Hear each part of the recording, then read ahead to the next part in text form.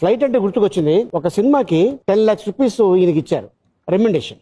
ఆ డబ్బులు తీసుకెళ్లి ఒక ప్రాపర్టీ కొందామని శంషాబాద్ వెళ్ళి 100 acres 100 acres ఏనా? 100 acres. ఏ ఇయర్ లో ఇది?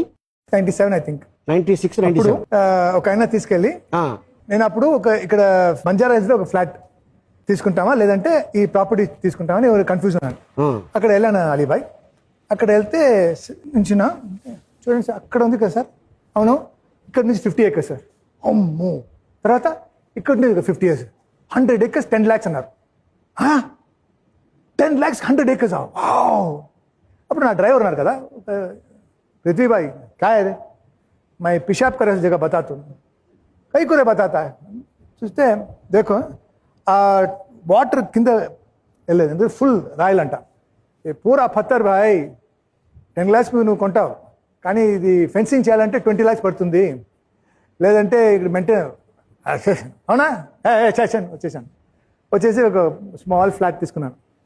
ఇప్పుడు 100 acres ఎయిర్పోర్ట్.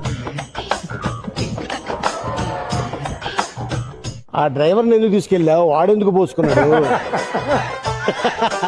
వాడి వల్ల 100 ఎకరాలు పోయింది. ఫ్లైట్ అంటే గుర్తుకొచ్చింది. ఒక సినిమాకి 10 lakhs రూపీస్ ఈయనకి ఇచ్చారు రెమ్యుండేషన్. ఆ డబ్బులు తీసుకెళ్లి ఒక